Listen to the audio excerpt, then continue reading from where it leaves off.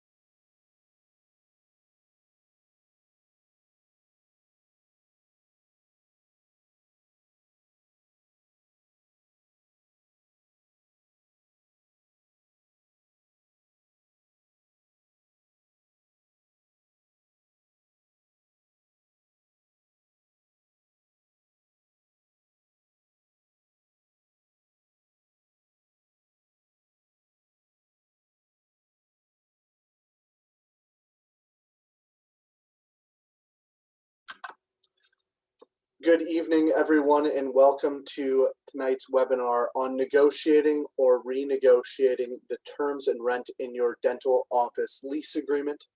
My name is Matthew Donato. I will be hosting the course this evening. I'm one of the senior consultants here at Cirrus Consulting Group, and I oversee the Florida market.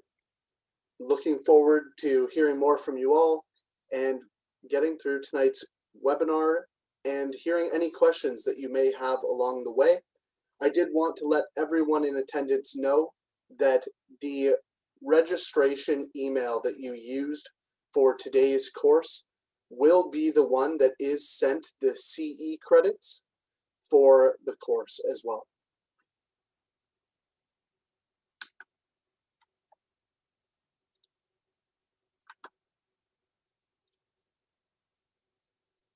So to start everyone off today, I wanted to point out these three very important numbers: 85, 54, and 80.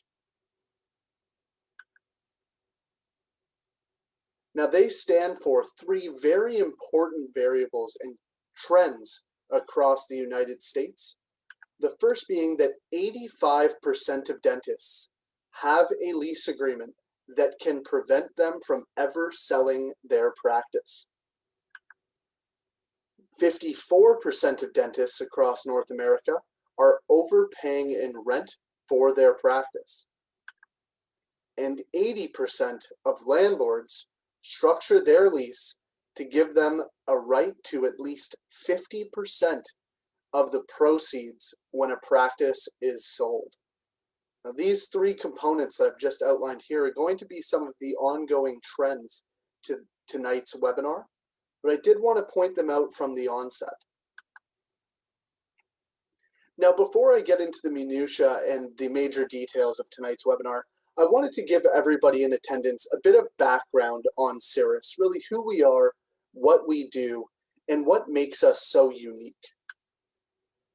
Now, we are a healthcare and dental specialized tenant representation firm. We were founded by dentists for dentists in 1994, so over 26 years ago now. And now to this date, we have successfully negotiated over 12,000 dental and medical office leases. Now, really what makes us unique as a firm is that everything for us is done in-house. So we have an in-house legal team which negotiates all the lease agreements, some of which who have been with us for over 18 years, as well as some of those that actually worked on the major national landlord side, really giving us some of that inside information, or taking them from the dark side, if you will, to come negotiate for dentists rather than against them. Beyond them, we also have our leasing team.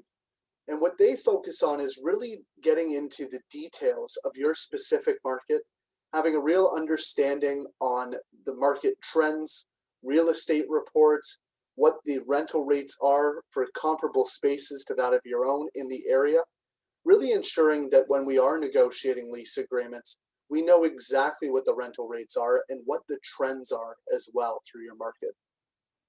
Now, beyond that, we also have our consulting team, which I myself am part of. As I mentioned, I'm one of our senior consultants. And my core focus is to help educate yourselves on the lease agreement, come up with a negotiation treatment plan, and outline the key terms and conditions within your lease to help design that successful lease for you. Now, annually, we represent over 500 doctors throughout North America through their lease negotiations, and we deliver over 100 continuing education accredited seminars and webinars annually. Now, before some of the COVID restrictions and so forth, I was down in Florida almost once every couple months and putting on this webinar this evening in person.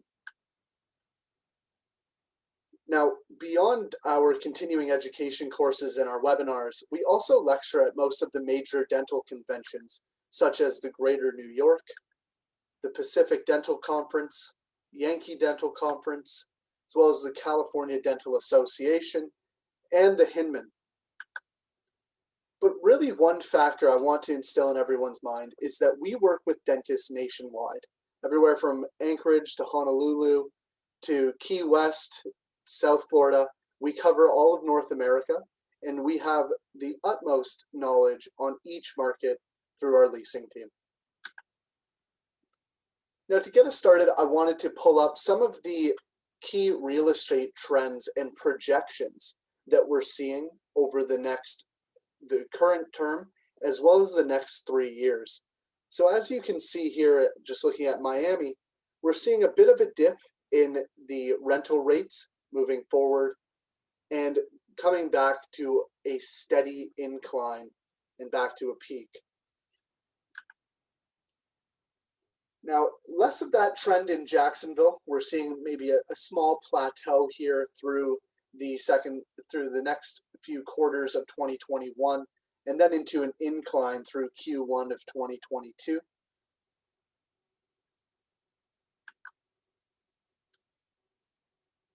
Similar trend here to Miami with West Palm, and as well with Tampa. So as we can see here, the real estate trends over the next few months are going to be, or next few years I should say, are going to be relatively similar across most of the major cities within Florida. But I did want to give everyone a snapshot on what these rental rates look like and what the trends we are seeing. Obviously, this can be discussed in more depth further along the way as well.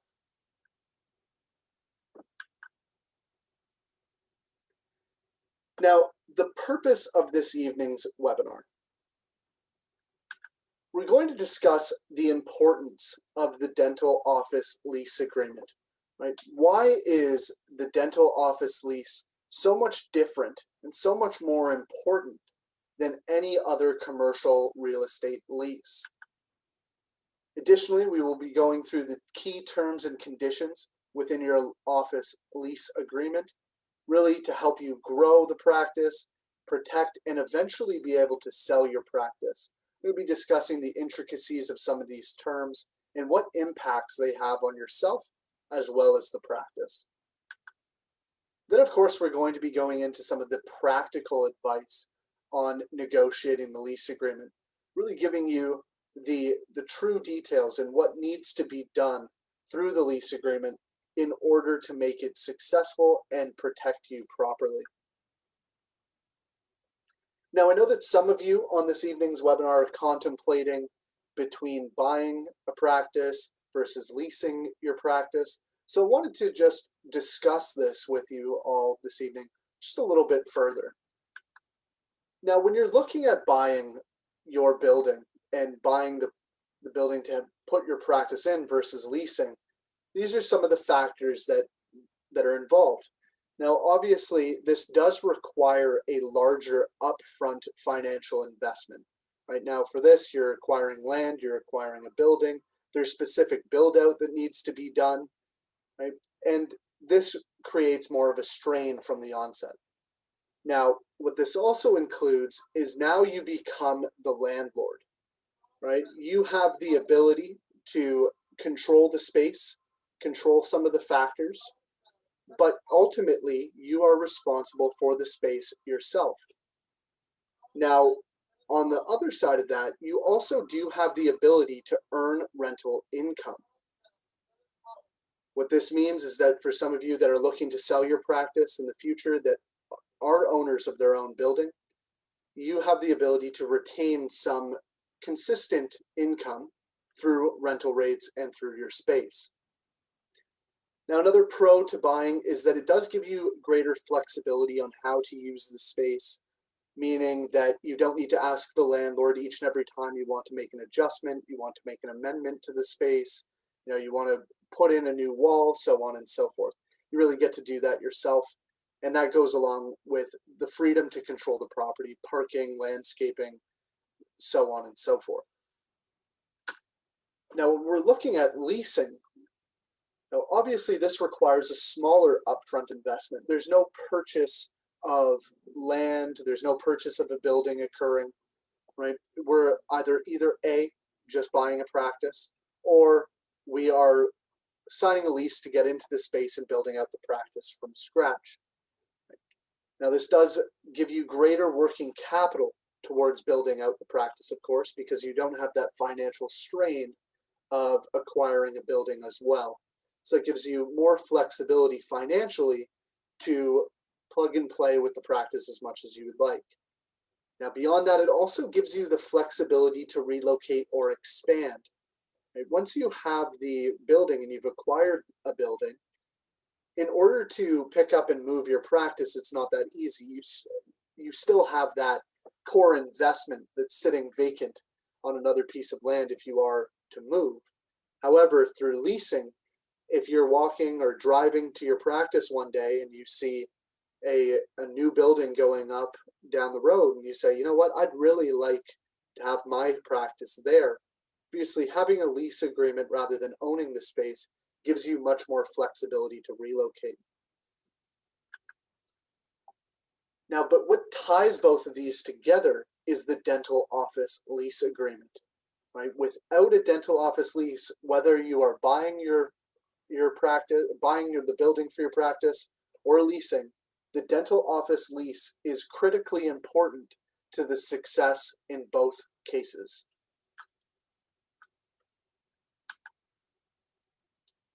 Now, this is one of my favorite questions to ask when I was doing my seminars in person, and it was, what is a lease agreement, right? And I'd usually get the similar answers. It's a 50-page contract of binding terms and conditions, which you're absolutely right about. But how I want everyone on this evening's webinar to think about the lease agreement is as this. I want everyone to think of the lease as a check, right? And it is the most expensive check that you will ever sign. Right? Now, as I said earlier, one of my favorite questions to ask is, beyond that, is what is the most expensive investment you will ever make in your life? And now most would say a house, right? And you know what? For those that aren't dentists, they'd be absolutely correct. However, those of you for dentists, the lease agreement and the practice is the most expensive investment you'll make in your lifetime. Right? And similar to a check on your lease, you have who it's to the order of, and just below that, you have the rental rates that you'll be paying year over year, month over month. Now, if you were to be signing a real check for $1 million, I'm sure you would want to know all the strings attached. with that $1 million check. Well, that's where the remaining 35 to 50 pages of the lease agreement come into play, right? They are all riding on that rental rate you're paying, and that gives the landlord all that flexibility.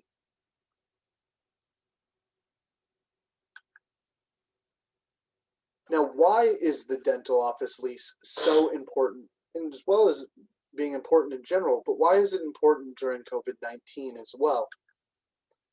Well, first and foremost, the dental office is the foundation of your practice, right? Now, the investment and cost to build out your space, as I just mentioned, is extremely high. The dental office is the most expensive commercial business, right? Given all the build out, the fixturing, trade fixtures, equipment, plumbing, electrical, so on and so forth. It is very, very expensive to build out a dental practice, which I'm sure all of you on this evening's call can relate to. Now, beyond that, it is very difficult, expensive, and time-consuming to move your practice. Once you've made that commitment and you've committed to that next step, the money that you have invested into that space is there, and it's there for good. Right? Now, if you want to decide to relocate, if you want to move, how hard is it to move? And realistically, doctors, it's very difficult to move the practice. It's very time consuming. There's additional costs with that, as well as the less thought of reason, but the patient attrition rate. For any of you that may be looking to relocate, it's very important to ensure that you have a smooth transition between one location and the next, because even if you're shut down for a small period of time, the level of patient attrition does grow quite rapidly beyond the first month or two. Now, the dental office lease, and as I mentioned at the beginning of today's webinar, is that the practice sale is predicated on the lease agreement, right? Depending on how your lease agreement is structured today, could either prohibit you from selling the practice in its entirety, or make it very, very difficult to sell the practice. Beyond that, with some of the vacancies that we've seen cropping up, I'm sure that many of you in your plazas have seen some businesses going under. Now, landlords are hurting at this point in time. They know that they need to retain tenants, and having a long-term, properly structured lease agreement gives you a great amount of leverage to not only negotiate the rental rates to your favor, but also to ensure that the terms and conditions within the lease agreement are structured properly for yourself and for your long-term career goals.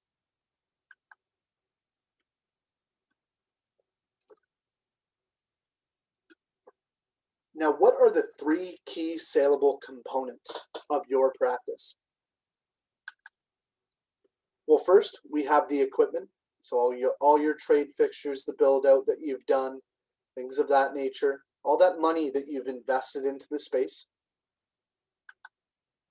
Then it's your goodwill, right? Your patience, your charts, all that hard-earned time and energy that you've put in to create and grow your practice.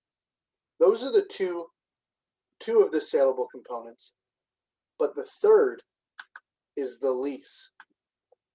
Now, the reason that the graphic is like this, you have a quarter and a half, is because the way I want everyone to think about selling the practice and how much rides on the lease is think about the lease as the glue that holds the practice together.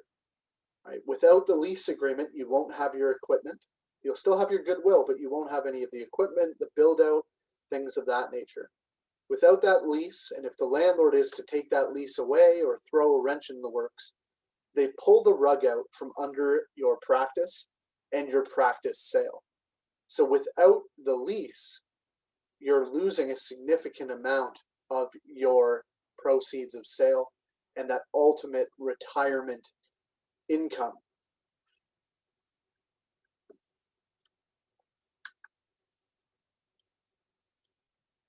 Now, what should the dental office lease do for you? Well, first and foremost, it should provide fair and affordable financial terms. Right now, when I'm talking about financial terms, we want to take a look at your internal versus external fees, right? What do you produce? What is your overhead versus what are the asking rates? And can you afford that? We want to make sure that whatever the landlord is asking and whatever your practice is producing and how it's performing coincides and goes hand in hand. That way, we're ensuring that these fair rates and affordable rates aren't out of your remit and that it's working for your practice. Right. Now, still looking at the financial terms, we also want to think about your common area maintenance fees. Now, most of you today are probably on something called a triple net lease agreement, meaning that you pay for the taxes, the maintenance, and insurance of the building. Right? Many of you today are overpaying in that. It's possible that the landlord is passing on costs they should not be rather, or they are actually inflating some of the numbers and using this section of the lease as a profit center. And so it's all about putting in the right clauses into the lease here to ensure that you are not overpaying in those common area maintenance fees, in those taxes, the maintenance and insurance costs, putting in something such as a right to audit, ensuring that in the event that you do think the landlord is overcharging for any of those costs, you have the ability to fact check the landlord on some of that. Now, I know some of you in attendance today also built out your own practices from scratch. If any of you received tenant improvement allowance when you were building out, those figures and that value they provided you with was baked back into the rental rates. So that money was not free money. It's a bit of a fool's gold, if you will. And that in turn inflates the rental rates by compounding annually. So you've actually ended up paying the landlord back for all of the tenant improvement allowance they've given you and some. We want to make sure that we can bring those rental rates back down to market without that tenant improvement allowance inflation. Now, the lease should also provide you with long-term stability and security, right? Such as a 10-year term with 2 5-year options, right? Giving yourself as much runway as possible. Having that long-term lease agreement really ensures that you have the most foreseeability and continuity within the space as possible. Now, beyond your own foreseeability and continuity, landlords love long-term leases because it ensures that they have a long-term stable tenant, right?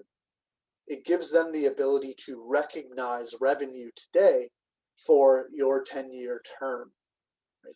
And in turn, given how much that landlords love these type of long-term leases, it in fact gives you greater leverage through the negotiations of the lease, not only on the financials, but on the legal clauses as well. Now, beyond that, ensuring that you have a long-term lease improves your ability to sell the practice. Right? Many of the major financial institutions need a long-term lease agreement in place in order to finance the acquisition of the practice so they can amortize the loan out over the period of the term of the lease. So if you don't have sufficient term on your lease, it's going to make the practice very difficult to sell, right? In terms of not being able to bring qualified buyers to the table. Now, the lease should also minimize your risk and exposure. Now, the most common mistake that many of yourselves and your colleagues make is that when you're signing this lease agreement, you're signing it in your personal name, meaning that in the event, God forbid, anything is to happen and there's to be any default or any risk, the landlord has the ability to come after you personally, meaning the house, the car, the estate, etc.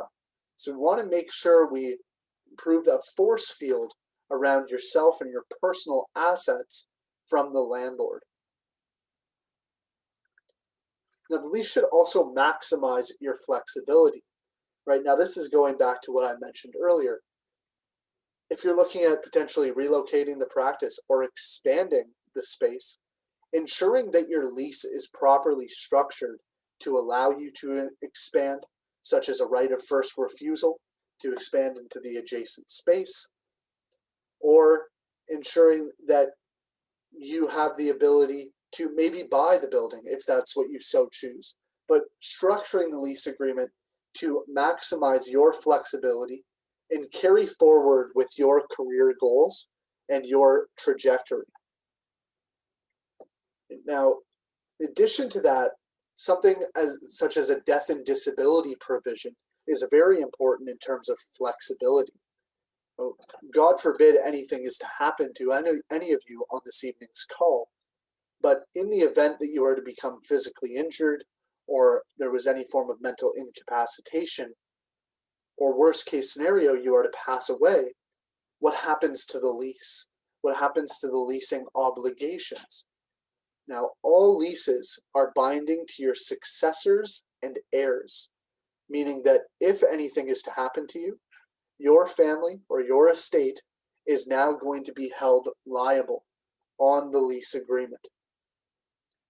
So by adding something such as a death and disability clause, we ensure that you have the ability to either terminate the lease, sell the practice rather on looser transition provisions.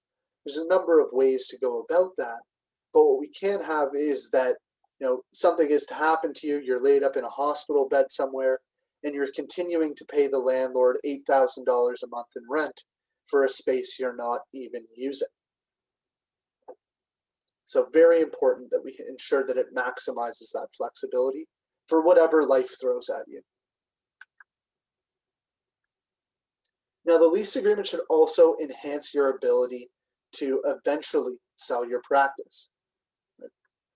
We need to start thinking of the lease agreement as an asset, right? That strong foundation to build your practice upon versus how it may be today for many of you, which is as a liability, meaning that it may not actually give you the right to sell your practice.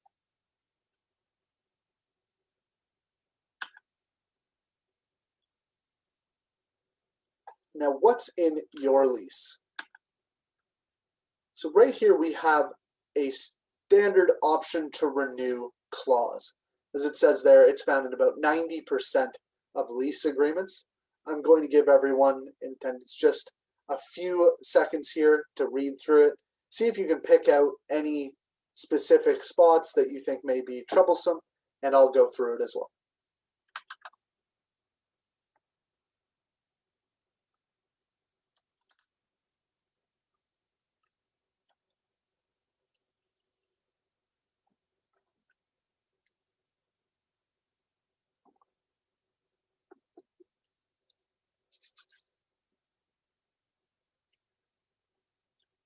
All right, so the first point here is where it states that provided that Dr. Joe Black shall remain as the tenant. Right now, what this means is that when Dr. Joe Black sells the practice, his new buyer does not have the ability to exercise those options to renew. Right now, as I mentioned earlier, with the way that granting finance works, without having options, options to renew the lease, it's possible there will not be sufficient term on the lease agreement for the new buyer to come in and finance the acquisition. Now, Another interesting and crafty way that a landlord can operate through something like this is that if the options to renew are personal and the new incoming buyer needs access to those options, they charge the current tenant a fee for transferring those options to another buyer. We actually just had a case recently where a doctor went to sell the practice and she needed to have the options transferable. And the landlord said, okay, no problem, doctor. I'll put the options as transferable for $150,000. Because the landlord knew that there was going to be a large sum of money changing hands for the sale of the practice. So it's much better to deal with something like that now rather than down the road and having to pay out of pocket.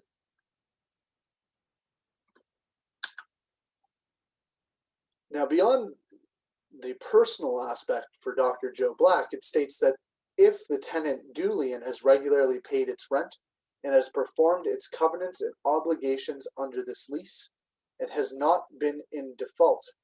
So, for any of you that maybe have missed rent payments or have been behind or in arrears, it is possible that the landlord could hold your options to renew as null and void, meaning that when your lease expires, you have no further right to stay in the space. Now, beyond that, it also states that any such renewal shall be on landlord's then current standard form lease. So if you've negotiated the lease agreement, you know that there's good things in there, there's no relocation, there's no extenuating liabilities, but when you go to renew the lease, the landlord has the ability here to put you on a full new lease document, meaning that any successful wins that were done in the past through the negotiation are now not included on their new standard form lease. Now here it states that with the standard form lease, at a minimum rent to be determined between landlord and tenant, but in no event shall it be less than the rent paid in the last year of the original term, meaning that you are essentially on what I like to describe as the world's most boring roller coaster. Your rent is only going up, up, and up, and never coming back down. Right? So what effect does that have on your rental rates, on your saleability of the practice? If all of a sudden, as I've showed and depicted in the real estate trends, when you see a dip in the market and you are only to be paying more, you will never come back down to market and reap those benefits while they're occurring.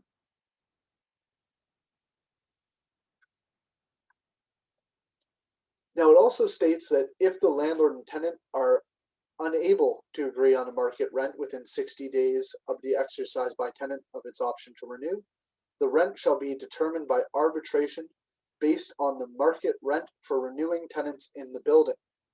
Now, the reason that this is an issue is that some of the other tenants in the building may have had higher tenant improvement allowance costs or values involved. There may be a difference in space and size. All those different figures impact what that rental rate is going to be. So therefore, you could see an inflated rental rate for something that doesn't involve your own experience in the building and through your term.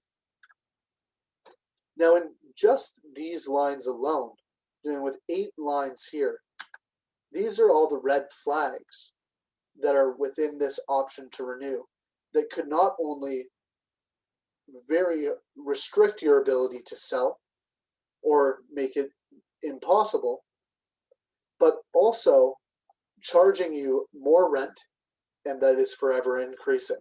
Right? Like I said, this is found in 90% of leases.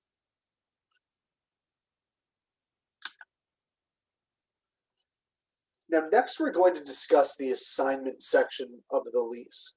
Now, this section of the lease really dictates how you can sell the practice, to whom you can sell the practice to, and what the landlord's involvement in that process looks like. Now, once again, I'm This is found in 75% of dental office leases. I'm going to give everyone a few moments here just to read through it and see any red flags that you may find.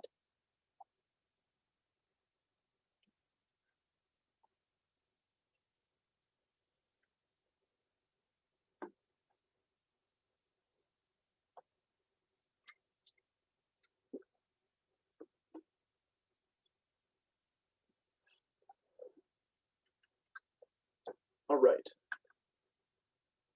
So now it states here that if the tenant should wish to assign or sublet the lease premises, it shall first have received the consent of the landlord. Now, essentially stating that in the event that you want to sell your practice, you must first have the landlord's prior written consent to do so. And now it states here that within the 15 days following the receipt by landlord of such request for consent, the landlord shall have the following three options. 1. Approve of tenant's request to assign the lease or sublet the premises. 2. Decline the tenant's request to assign the lease or sublet the premises. And or 3. To terminate the lease agreement upon the effective date of such proposed lease assignment or sublet. So what it's stating here is that even just for asking to sell your practice and assign the lease, the landlord has the right to terminate the lease, basically pulling the rug out from underneath you, and all you're able to sell is your charts and goodwill. Now that greatly diminishes your practice value and that retirement income at time of sale.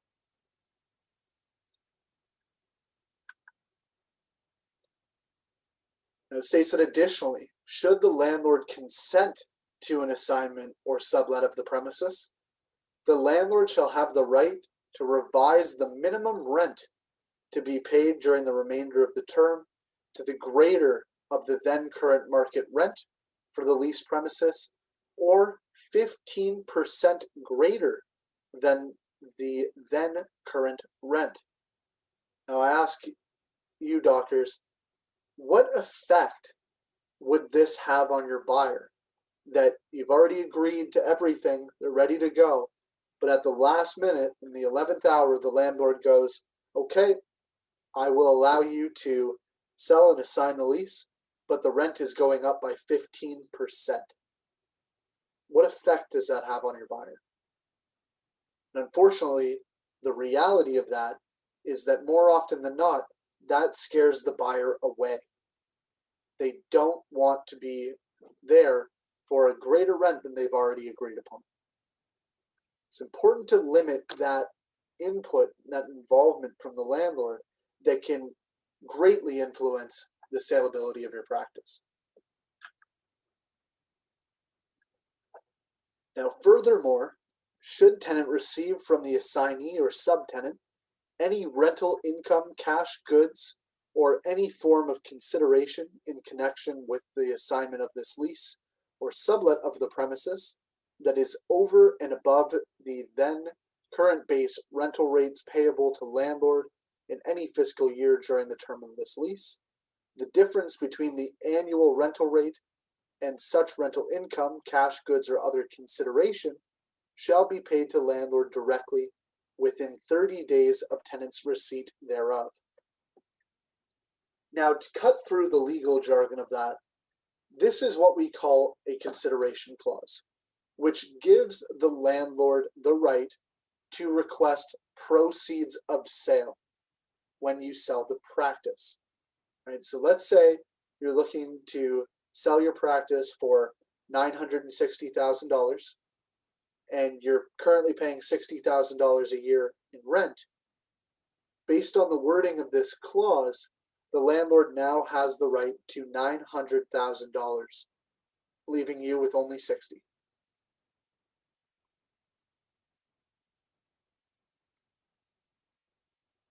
Very important that we're limiting the landlord's ability to interfere with the sale of the practice, but now they're asking you for actual proceeds of sale.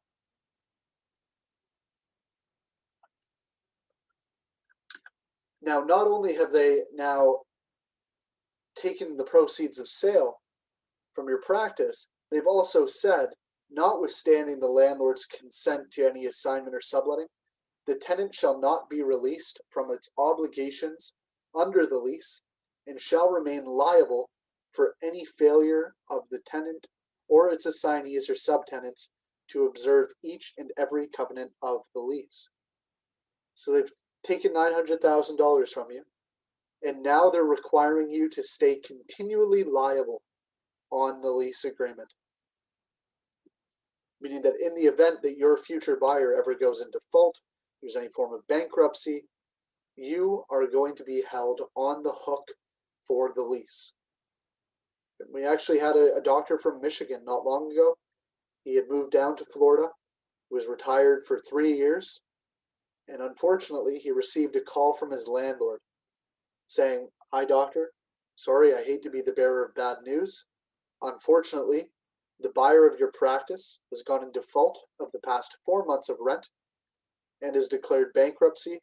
So we need you to come back up here, pay the 4 months of defaulted upon rent, and the remainder of the term until you find a new buyer or the lease expires." So it ended up costing the doctor over $85,000 out of pocket. Like I said, all the things that we've discussed in this clause as well are found in 75% of dental office leases. So it's critically important that this clause of the lease is properly structured so that you can actually sell your practice and limit that landlord interference.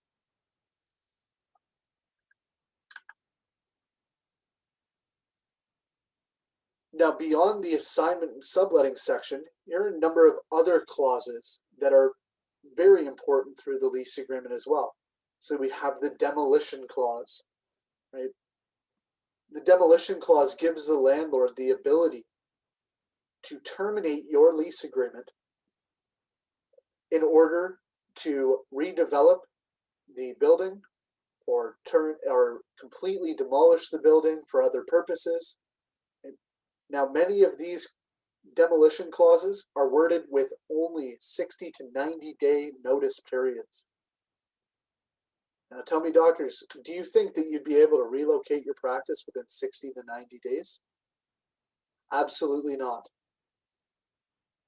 And so leaving yourself open-endedly exposed to something such as a demolition clause can be extraordinarily harmful to the sale of the practice and to your transition goals.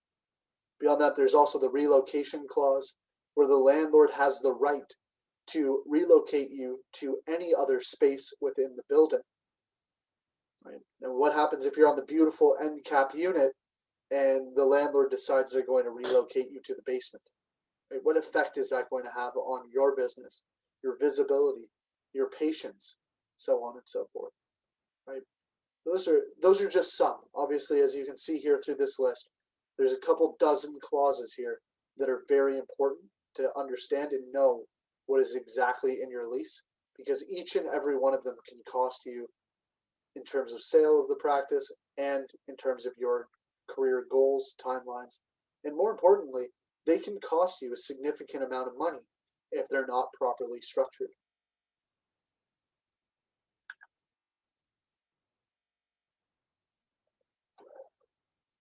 Now, next we have the tenant lease cycle. Now, another idea that I want to instill in everyone today is that timing is everything, right? We as a firm always advise that we begin the process at least 30 to 24 months prior to the expiration of the lease agreement. Now, the reason that we advise this is simple, and that's purely from a leverage standpoint. Now, as we discussed earlier, it takes a great deal of time and money to relocate the practice. And don't be fooled. The landlord is very aware of this factor as well. They know that you can't just pick up and move the practice in the matter of a month. And that's why many of you notice that your option to renew deadline is usually about 3 to 6 months prior to the expiration of the lease, because they know that within that timeline, it's going to be very, very difficult for you to pick up and leave. Right? Now, on average, it takes about 12 to 18 months to relocate the practice. That's why we state that starting at that 30 to 24 month period is optimal, because, as I mentioned, the landlord knows that it takes time and energy and effort to move the practice. When you're coming forward to negotiate the lease 24 months prior, little alarm bells start going off in the landlord's mind, going, why is Dr. Smith looking to renew the lease so soon? Maybe they're contemplating leaving. But essentially, that gives you the ability to move with the ebbs and flows of the negotiation and evaluate all your options for the next 24 months, essentially giving you the most flexibility through the negotiation. That way, beginning the negotiation early allows you to hold that card close to your chest and have the ability to threaten to relocate if it comes to that.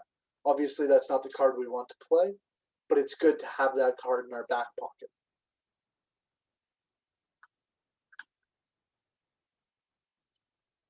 Now, currently, over the past year now, it has truly been an unprecedented opportunity, right? For lease renewals, long-term lease renewals have landlords jumping through hoops, right? Ensuring that they are able to secure a long-term tenant for 10, 15, 20 years gives them the ability to recognize that revenue now and grant you those terms that you're looking for and reset those financials.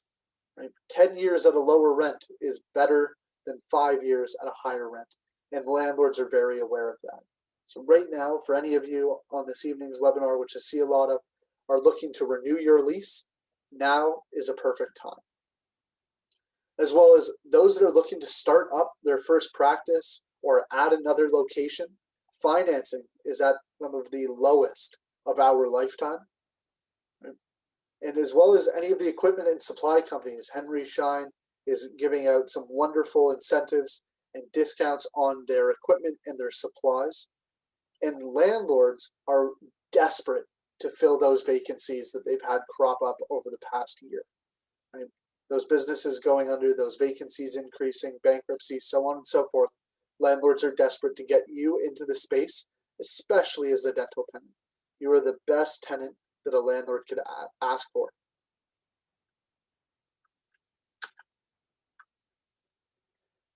I've gone through a lot of the theory today, but what I want to now instill is that what are our strategies? I want to give you our process on how we win negotiations and how we've been so successful over our 12,000 plus lease negotiations. And really, it all boils down to these 8 steps. Right? Now, first and foremost, we gather all the information, right? Getting those documents in place, getting all the lease documents, all the real estate reports, vacancy trends, so on and so forth, doing our due diligence on landlord, etc. Now, next, we identify your practice and career goals. How much longer do you want to continue to practice?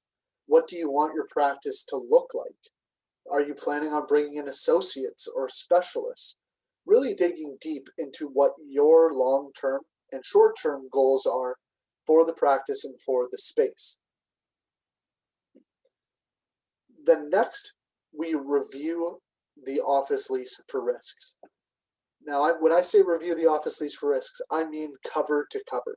We want to know exactly what is in that lease agreement and what all of those terms, conditions, clauses, rental rates mean for you and how they impact you and your practice. Now, next, step 4, we prepare with market research. We do a deep dive into the market, know exactly what's going on around you. What are the trends? What are the vacancy reports looking like? What are your neighbors paying? Getting really ingrained into the market, knowing exactly what's going on and what's happening, really assists us for the next steps of the negotiation. Now then, after we've prepared the market research, we move to step 5, our outcome and strategy development.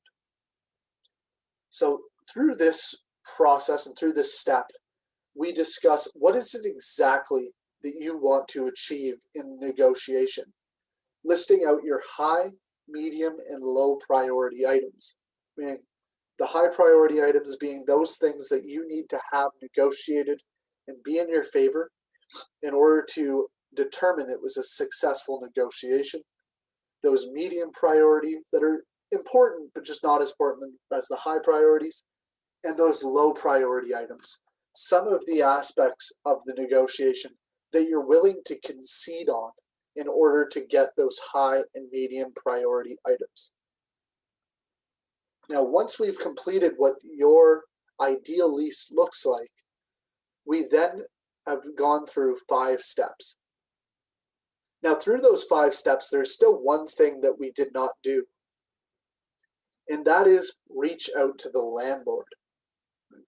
We've already come to the table with all of our knowledge. We've secured all the data points and everything, even before reaching out to the landlord. Now, when we do, the first thing we want to do is negotiate the economics of the lease, getting you that best rental rate possible, ensuring that those CAM fees are properly structured, things of that nature, making sure that we get to the ideal rent for you. Now, once the rental rate is secured, then we move on to negotiating the actual legal terms and conditions of the lease, right? That option to renew, those relocation clauses, demolition clause, the assignment clause, ensuring you have the ability to sell the practice. Now, once we've completed the economic and legal negotiations of the lease, we then have our final step, step 8, and that is the final review and execution. So we actually have software on our side where we track every change that we've ever made to the lease. And when we receive that final copy back from the landlord, we do another look through with our software to ensure that the landlord hasn't quickly tried to change anything, hasn't tried to insert terms or conditions to the lease that we've already negotiated out. And you'd be very surprised the amount of times that we see landlords try to get sneaky and input some of those key wins that we've already negotiated on back into the lease. So very important. So now we've done that final review, all checks out. Now you execute the lease document and begin your new term on your new lease. Those are the 8 key steps I wanted to bring up to everyone's attention, and really why we have been so successful over our 26-year history. Now, some of our most recent Google reviews here. We have Dr. in Jacksonville, as well as Dr. Triana in Miami. Right, and as you can see here, for Dr. in Jacksonville, we were able to secure $10,000 in improvement money from the landlord so she could renovate her practice. And she also successfully negotiated her rents and ended up saving over close to $58,000 in rent over the term of the lease. So some major financial wins there with those negotiations, those rental rates.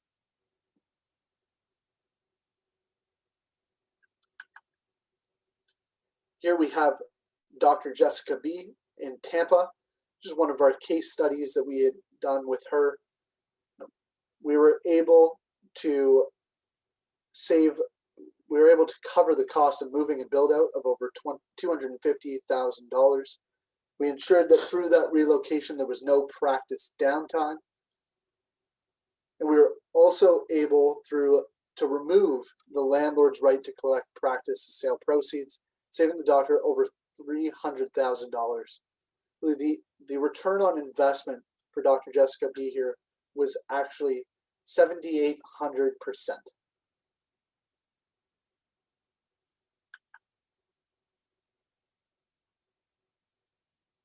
Now, we do have a service for everyone on today's webinar that is a critical dates and risk analysis. And now what this does is we spend 3 to 4 hours analyzing your lease agreement for traps, going through each and every page of the lease, identifying what those red flags are and how they impact you and your practice, as well as taking a look at the rental rates. Are they fair? Are they affordable? How do they compare to those in your market? And then we schedule a call to go through your vision and your vision plan, the traps that we uncovered, what they mean to you, what the ideal lease should look like for you given your stage in your career, your goals, etc., and how to negotiate effectively, giving you a tactical plan on how to move forward. Now, this service is $1,995, but for everyone in attendance today, I will be waiving the $1,995 fee. I will be completely complimentary as a thank you for those of you in attendance today. There will be a poll coming up as well just now that will be for your registration for the critical dates and risk analysis lease review, as well as if any of you would like to contact me personally, there is my number on the screen as well as my email. Please feel free to reach out. I'm happy to help. I look forward to speaking with you all soon. Additionally, I'm just going to go through a couple questions that I got here through the course of the evening.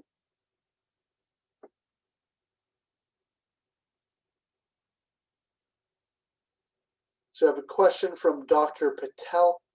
He says that his lease agreement is expiring in less than a year's time. Is it too late to negotiate? Dr. Patel, absolutely not. It's not too late to negotiate. There is still leverage to be had. Right? Happy to speak with you personally on developing a strategy for that. Obviously, discussing the 24-month period, obviously that is ideal, but by no means being under that are you unable to negotiate. No.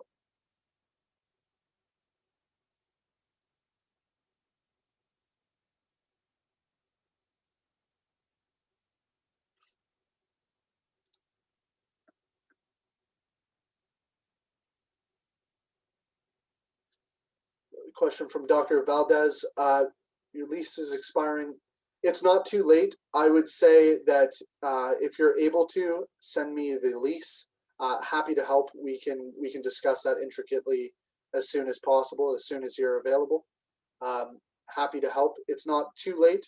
I think I will send along my contact details, or feel free to shoot me an email. I'm happy to book in some time to speak with you tomorrow, and we can discuss your situation further.